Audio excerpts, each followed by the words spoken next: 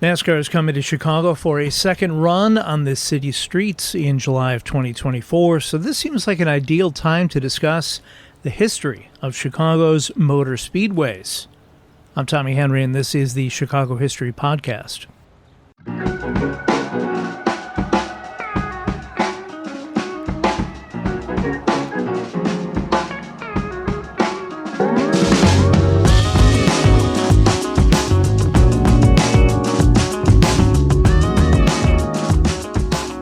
When I started researching this project, I thought I'd have to cover maybe 6 to 8 raceways around the Chicago area. Then I mentioned this episode subject to my dad, Jim Henry, who started rattling off tracks faster than I could take notes. The old man is correct. There were many motor speedways around Chicago, too numerous to cover in one episode, but here's the history behind a few notable ones. Oh, if you enjoyed this episode and want to hear more like it, leave me a 5-star review or send me a short email at chicagohistorypod@gmail.com with your thoughts. Chicago has had a long-time love affair with motorized vehicles going back to the late 1800s. The Chicago Times-Herald newspaper is believed to have published the first printed automobile map on Thanksgiving Day, November 28, 1895.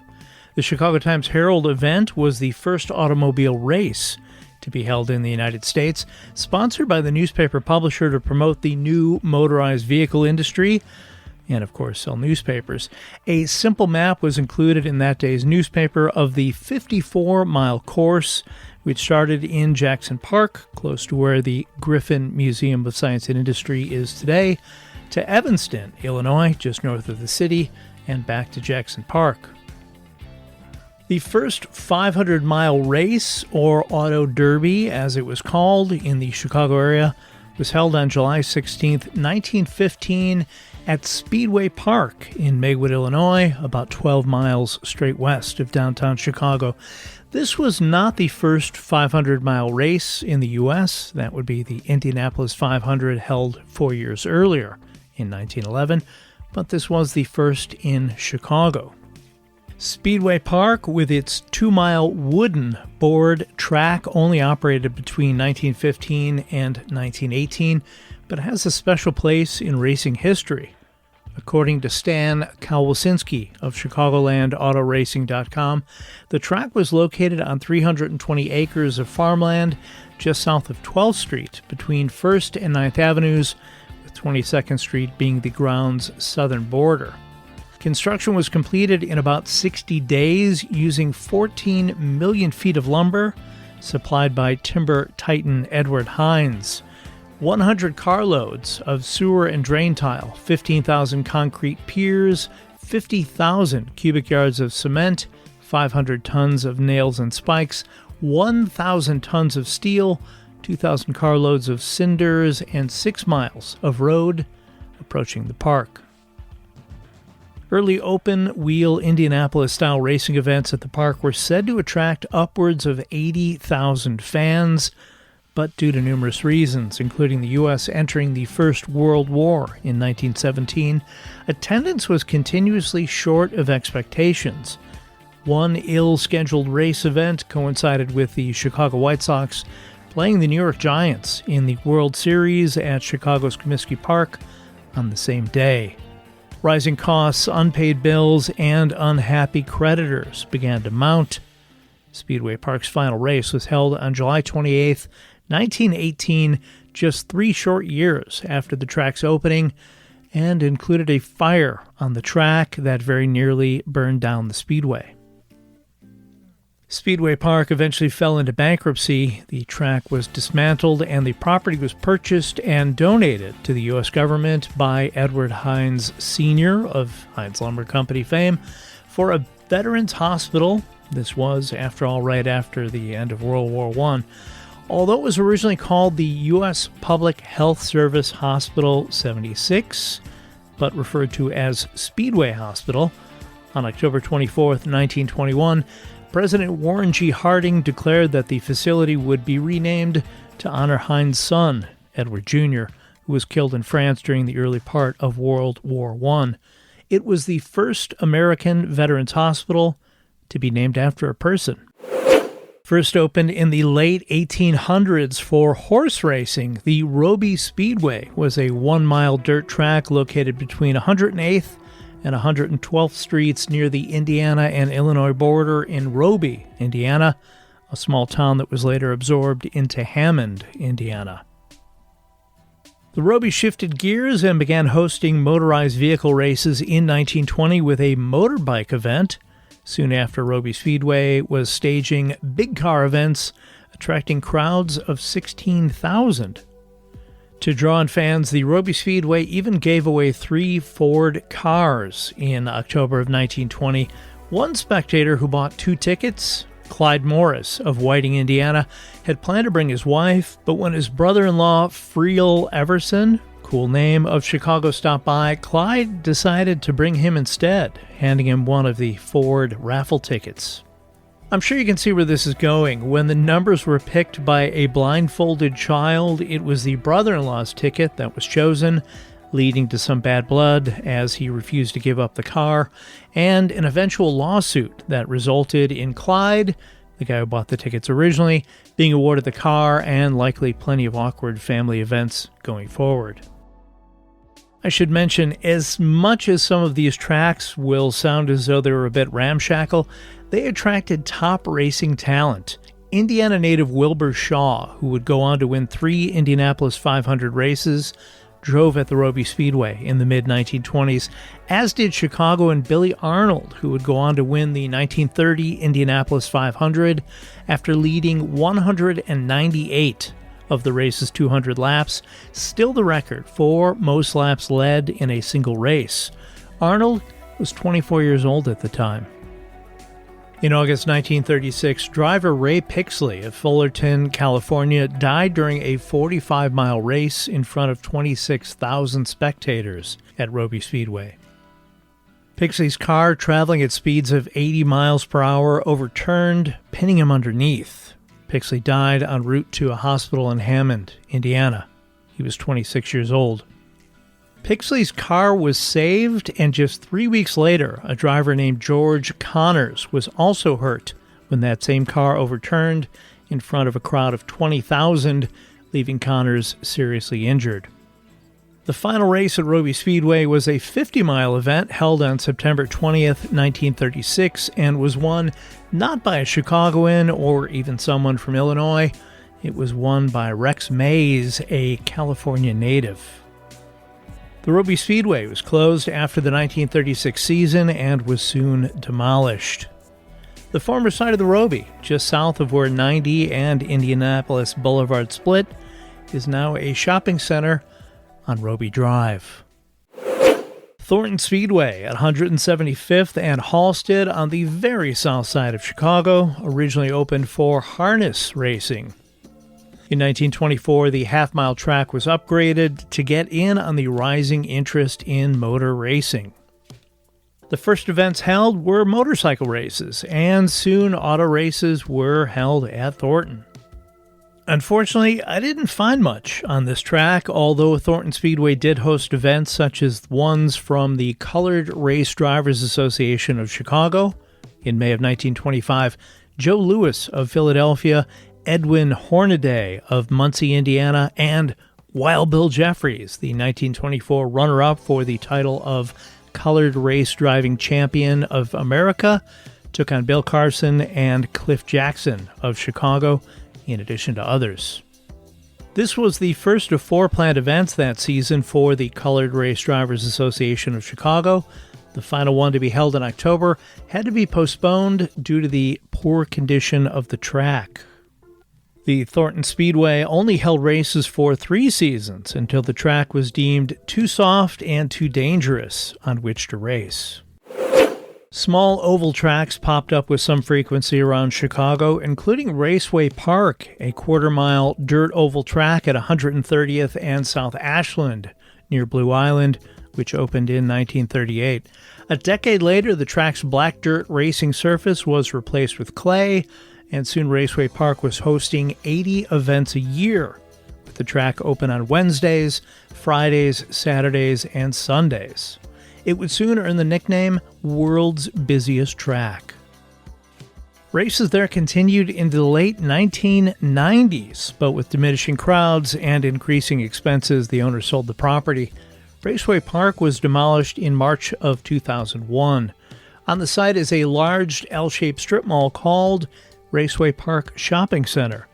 While all the posters and materials related to the racetrack billed it as being in Blue Island, the mall at the same address lists it as being in Calumet Park.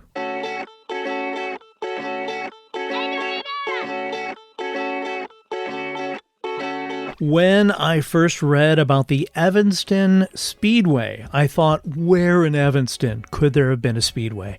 Considering Evanston was a dry town from its founding in the 1850s until 1972, when restaurants and hotels were finally allowed to serve booze, I couldn't quite picture a racetrack in Evanston. Doing a little digging, it turns out the Evanston Speedway wasn't in Evanston at all, but in Chicago. Actually, Tessville, which was renamed Lincolnwood in 1936. Thanks for staying with me. While newspapers referred to the track as being at Lincoln and Devon, the track property was bordered to the north by Touhy Avenue, to the south by Pratt Avenue, to the northwest by railroad tracks, and to the east by McCormick Boulevard and the North Shore Channel. Evanston Speedway was opened as a half-mile dirt track for modified stock car events, and after a few name changes, settled on Chicago Midget Speedway in 1935. In 1936, the track was damaged by a major storm, resulting in the cancellation of the rest of the season, and a year later the track was demolished with the land sold off. Operating right around the same time, roughly 4.5 miles south of the Evanston Speedway, was Riverview Stadium. This one kind of blew my mind because I've walked or driven past this space so many times over the years and had no idea of its history. As the name suggests, it was somewhat connected to Riverview Park, the beloved 74-acre amusement park near Western Avenue and Belmont. The raceway was located south of Addison, west of Rockwell, and near the Chicago River. Today that's catty corner from the McDonald's, just west of Lane Tech High School. Opening in 1936, this fifth-mile track initially featured races on Wednesdays and Sundays with capacity for 12,000 spectators. With midget car racing becoming wildly popular at the time, crowds came out in droves. A June 7, 1936 article in the Chicago Tribune even informed readers that midget auto races would be held at Riverview Stadium and at the Evanston Speedway, the Chicago Midget Speedway, on the same night. That's a whole lot of entertainment. As with many venues of the time, when there wasn't a race scheduled, wrestling, boxing matches, and Australian flat track motorcycle races were held there. The final race held at Riverview was on Wednesday, July 29th, 1942. The 100-lap race featured, and I love this almost as much as mobster nicknames, Cletus Cowboy O'Rourke. Shoot, that's honestly the only fun name. All the rest sound like they could be accountants. With the United States fully involved in World War II, an order from the U.S. Office of Defense Transportation ended all auto racing events at the end of July 1942 for the duration of the war. Riverview Stadium/Speedway never reopened after World War II. Riverview Amusement Park would close in 1967.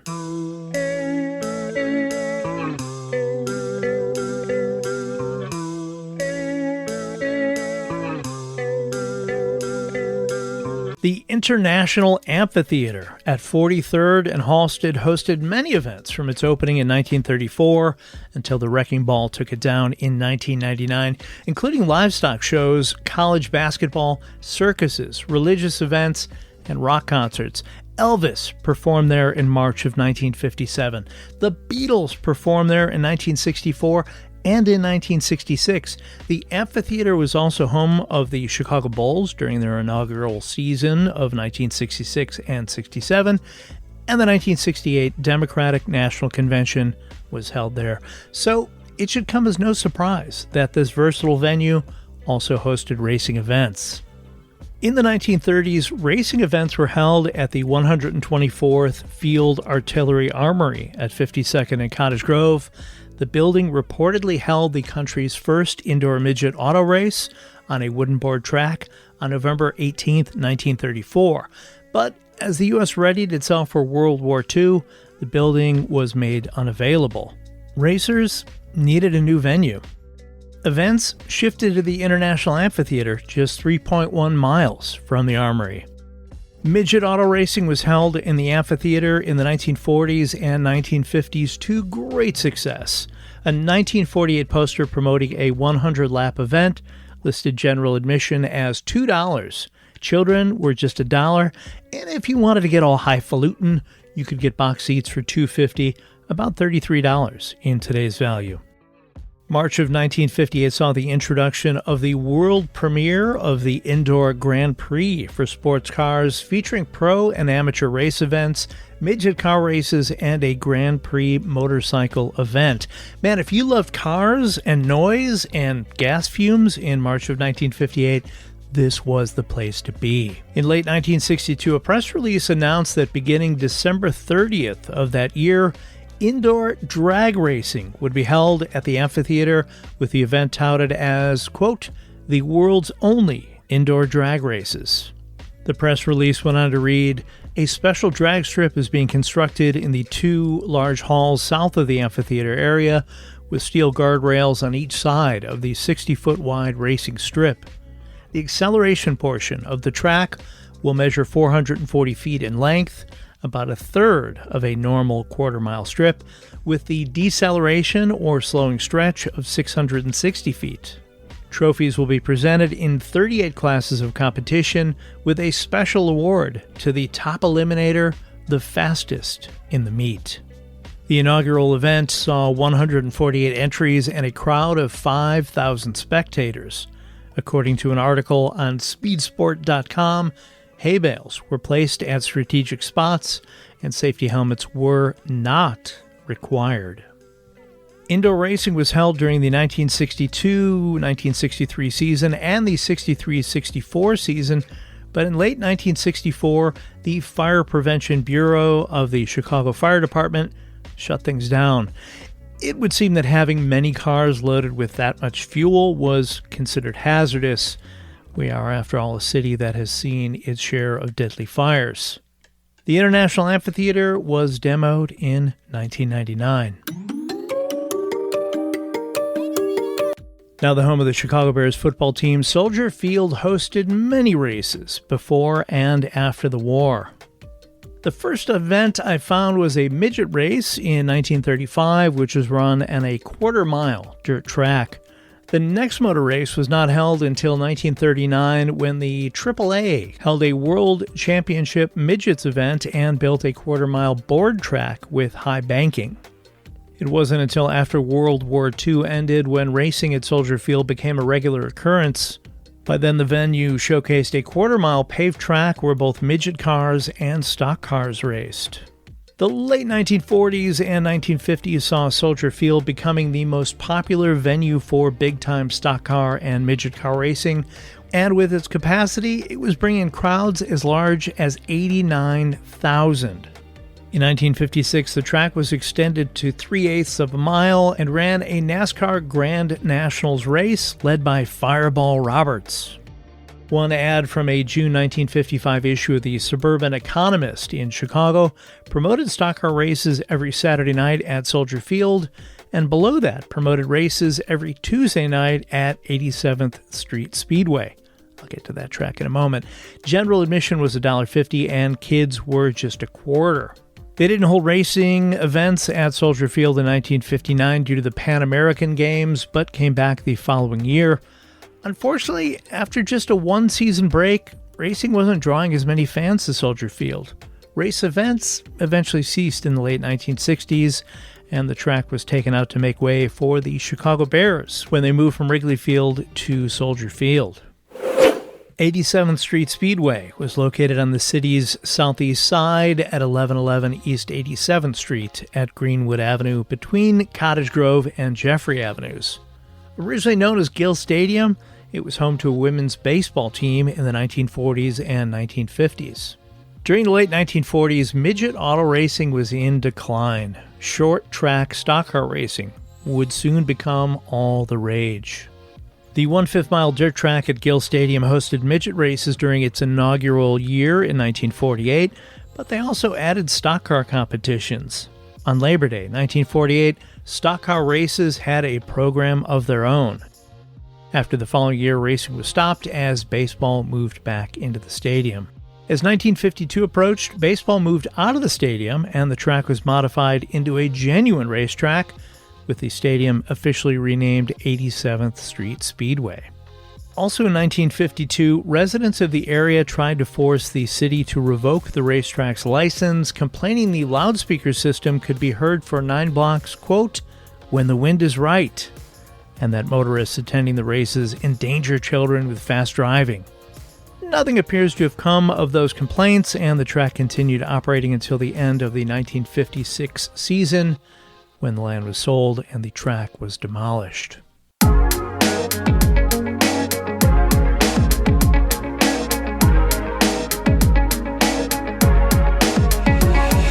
Located 20 miles southwest of Chicago's Loop was Santa Fe Park, built by Frederick Tite in 1896 as a picnic grove, horse racing track, beer garden, bowling alley, and fairgrounds.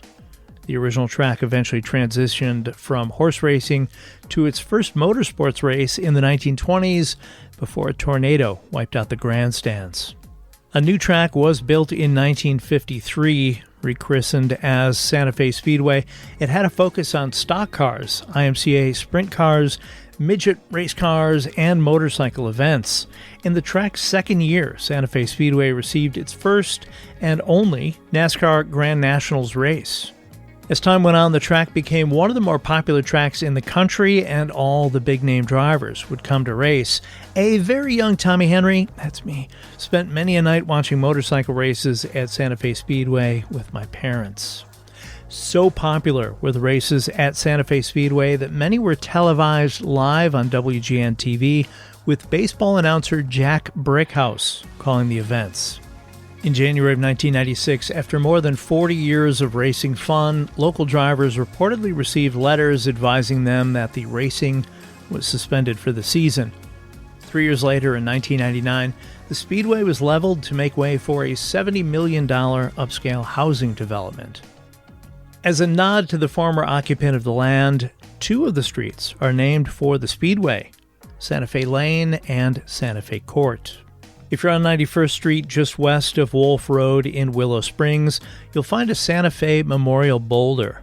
The front reads, former site of Santa Fe Speedway, 1953 to 1995, and on the back, in part, it reads, beneath this ground lies the spirit of Santa Fe Speedway, the action clay track, the racing playground to many. Mance Park Speedway was located in Hodgkins, Illinois, near US 45 and Route 66, just south of LaGrange, Illinois. Located roughly 18 miles southwest of downtown Chicago, the Mance Park Speedway was owned and operated by the Mance brothers. The speedway opened as a 5-mile, high-banked dirt track and was called Chicago's fastest racetrack. Opening in 1953, early races were that of, brace yourself, midget cars. Mance Speedway also featured races with Crossley stock cars. These cars were even smaller than midget cars and had a shorter wheelbase.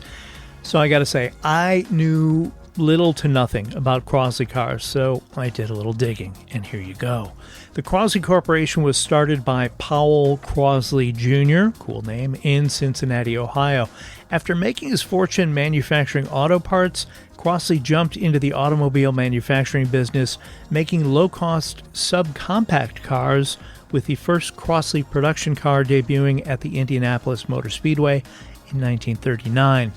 It was also shown at the New York World's Fair, where it was greeted by a bemused public.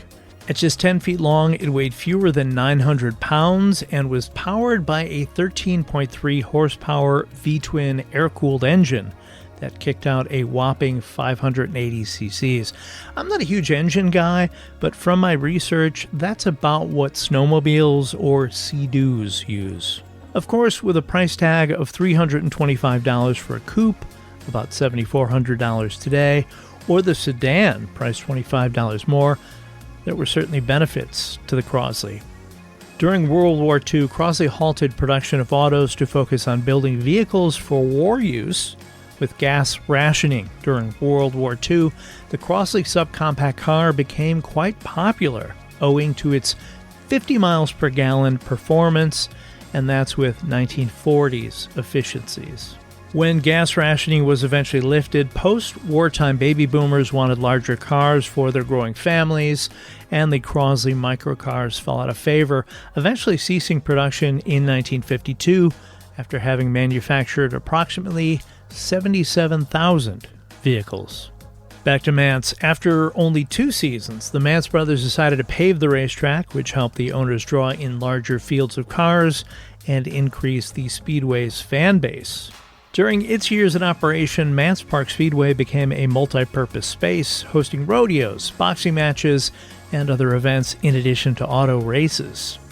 In August of 1956, ads promoting wrestling appeared in local papers, trumpeting Australian tag team matches and, according to the ad, the world's most beautiful girl wrestlers, Joan Ballard versus Ramona Tassel. Prices range from $1 to $2.50. Also that August was a promotion for a wrestling match between Angelo Poffo of Downers Grove, a heavyweight who tangled with Dick the Bruiser in a feature bout of wrestling.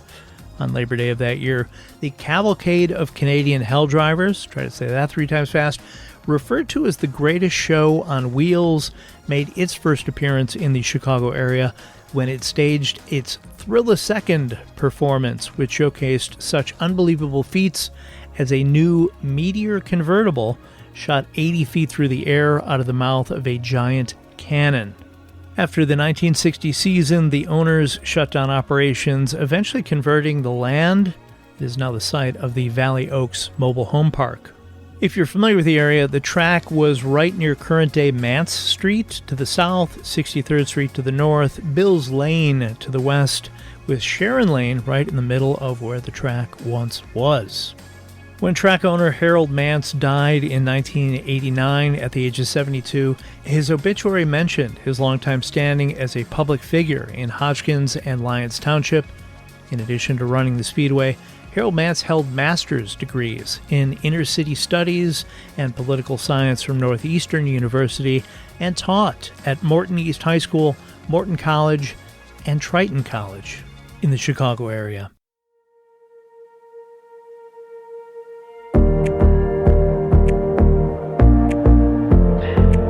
Carpentersville, Illinois, approximately 47 miles northwest of Chicago, might seem like an odd place for a racetrack, unless you're Leonard Bessinger, a developer of residential properties who envisioned Meadowdale Speedway and Carpentersville as a destination for racing enthusiasts and a way to bring in potential homeowners to the area.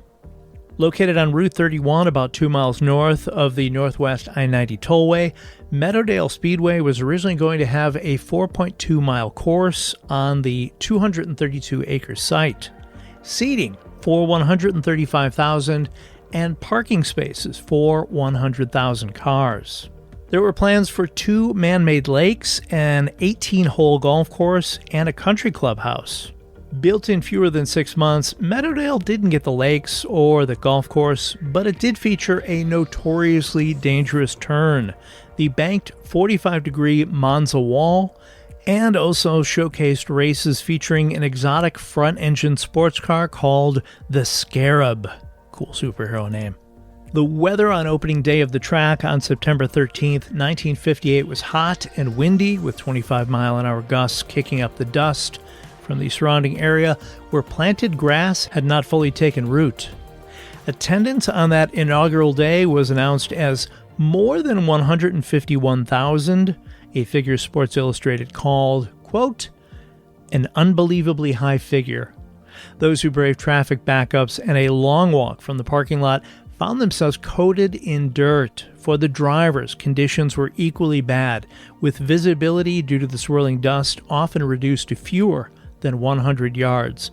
There were lines for the restrooms, and the vendors reportedly ran out of food and drinks. In the ninth lap of the third race, Robert Walker, a 25-year-old insurance executive from Little Rock, Arkansas, lost control of his car, a Ferrari, while traveling at more than 85 miles per hour into a hairpin turn. The car spun and flipped end over end, pinning him inside. Walker was pronounced dead on arrival from a skull fracture upon arrival at Sherman Hospital. If there was one high point of the day, it was that American-built cars swept the first two places in the 115.5-mile feature race. Overcoming a bad first impression was difficult, and many of those disappointed with their initial trip to the track didn't return. Still, Meadowdale Speedway continued, holding Formula Libre races, stock car races, motorcycle races, go-kart races, and even snowmobile races. While the track was closed in 1966, it reopened from 1967 and 1969, finally calling it quits at the end of that decade. For 30 years, the track sat unused until in 2000, when the property was purchased by the Kane County Forest Preserve, Dundee Township, and the Dundee Park District, and named Raceway Woods and opened to the public forest preserve. There are still plenty of signs and relics from the old Meadowdale racetrack days you'll notice from the moment you enter the park. O'Hare Stadium, opened in 1956, was located just southwest of the corner of Mannheim and Irving Park Road in Schiller Park. During its earliest days, the Speedway was surrounded by farm fields not far from Chicago's famed O'Hare International Airport. NASCAR sanctioned the late model racing at O'Hare in 1960 and 1961, and the O'Hare Speedway presented many prestige races during the 1960s. Unfortunately, with property values rising, this track, which featured a variety of racing events over the years, ended its 12-year run and was demolished weeks after the final race on September 7, 1968. Jumping ahead to more modern-day tracks, there was the Chicago Motor Speedway. In 1999, after the final season of horse racing at Sportsman's Park in Cicero, the main grandstand and much of the infield were demolished to make way for a massive new grandstand and new $70 million venue called Chicago Motor Speedway at Sportsman's Park. Open-wheel races were held at the 1.029-mile Speedway from 1999 to 2002, and NASCAR Craftsman truck races occurred here in 2000 and 2001. There were also a few horse races still held at the track. Financial difficulties led to the closure of the track in 2002, just 3 years after opening. For you movie nerds, the Rennie Harlin-directed Sylvester Stallone movie Driven from 2001 features scenes shot at Chicago Speedway. It, like the track itself, was a financial bust. The town of Cicero purchased the track in 2003 for $18 million. It was demolished in 2009 and is now home to a Wirtz Beverage Group distribution center and a Walmart. I've talked a lot about long-gone racetracks, but what about the ones that are still around? Well, there is the Route 66 Raceway in Joliet, Illinois, which opened in 1998 and features a quarter-mile drag strip for those who live life a quarter mile at a time. I, of course, live my life 2 ibuprofen at a time. The drag strip has a 30,000-seat viewing area. Route 66 Raceway also has a 0.37-mile dirt oval racetrack known as the Dirt Oval 66 with an 8,000-seat spectator area. The raceway is owned and operated by NASCAR. Now, if you're looking for a racing experience more akin to the ones I've talked about from the 1940s through the 1970s, I recommend the Sycamore Speedway in Maple Park, Illinois. It's not close unless you live in Maple Park, but it offers a great time and a good value for all ages. Pro tip, bring something to cover your drinks on dusty nights. Before you know it, the dirt from the track will form a thick layer in the bottom of your beer cup. Honorable mention goes to US 30 Drag Strip in Merrillville, Indiana, which operated just over the border from Illinois from 1957 until its closing in 1984. Those of you of a certain age likely remember hearing this voice promoting events there. Sunday at Smokin' US 30 Drag Strip. Watch the best rear-engine field dragsters in the country try to push their brute machines into the magic 5-second elapsed time barrier. From Michigan, Tim Arnold's Fierce Hallucination Fueler. From Ohio, John Hilton's Motion Maker rear-engine field dragster. From LaGrange, Illinois, it's Gary Dye's LaGrange Dodge Dragster. From Detroit, see John McNew's Savage Fueler Rampage. From Chicago, John Sinabaldi's Super Bad 230-mile-per-hour Scarlet Fever. Plus from Missouri, the tough team of Hurst and Pryor. Plus, over 100 entries compete for the Great Pro Stock and Run Tough Eliminator Cash Awards. Smokin' US 30 Drag Strip is located south of Gary, 2 miles east of Interstate 65 on Highway US 30. 15 and under free with age ID. Spectator admission only $3. The trackside 1:30 Sunday for all the excitement and enjoyment of the Wild Fuel Dragster competition. Sunday At Smokin' US 30 Drag Strip. Where the great ones run.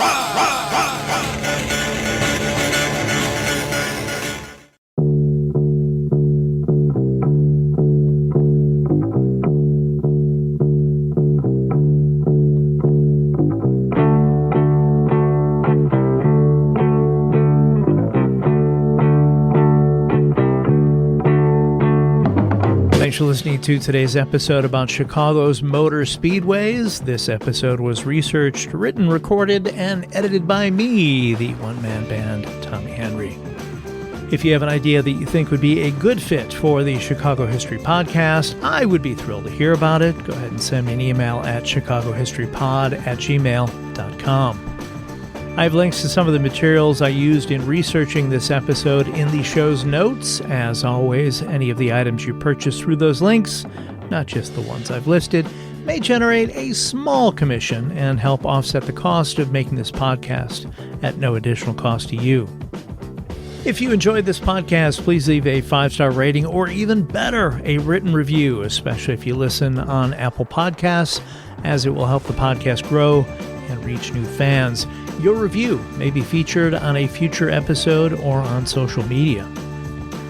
The Chicago History Podcast logo and the art used on the social media pages was created by John K. Schneider. Outstanding, Johnny. If you need creative work done, email him at angeleyesartjks@gmail.com. I'll be back soon with another chapter in Chicago's history. Until then, get out and explore when possible. Learn more about whatever city you live in, and stay safe.